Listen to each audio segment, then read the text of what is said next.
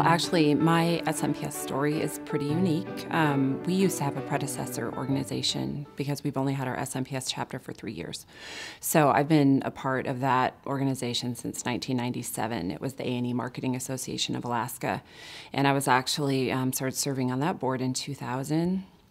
And, continually I'd been president twice, and there was a few of us talking because I had joined SMPS in 2000, got my CPSM in 2001, and we were like, we just can't offer the resources that SMPS can. And we were all members of the Seattle chapter because we didn't have a local one.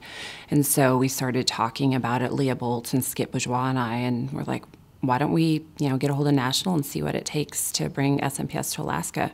And so we did that, chartered 3 years ago. And when we started, obviously we had 15 members, and that's not a lot when you're talking about serving on a chapter board and trying to find enough people to fill the positions.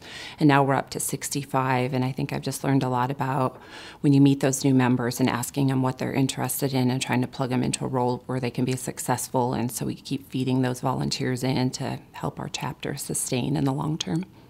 My experience as a volunteer leader has enriched both my professional life and my personal life. I'm really close friends with a number of people that are on our board, and Anchorage is a fairly small community, 300,000 people, and we know our competitors well and our teaming partners, and we're more inclined to work with the people we serve with. If there's anything we can do to give business to each other, we do it. When we're talking about architects to work with, I'm like, well, I know Leah's great to work with, let's call her firm. And so I think that's just been fantastic, building those relationships. Something that I learned, when I, being a member since 2000, and of the Seattle chapter, I always felt kind of on the outside. We'd come to build business and always learn a ton, but you didn't really know anyone, and it was just, you weren't, in the group. And so since we have started our chapter, and you get out and you go to PLS and you serve on committees and you meet all these people. So if there was any one thing that I say to our new members is get involved, definitely serve on a committee, fill a role, make those connections, because when you do, you just enrich your whole SMPS experience. I like the planning. We had our planning session last August. I had gone to PLS and, of course, was all excited and fired up like you are. And I just love that, sitting down with all of our chapter leaders and talking about, okay, we've been here for 2 years. What have we done? And applauding that, but saying, okay, but where do we want to go now?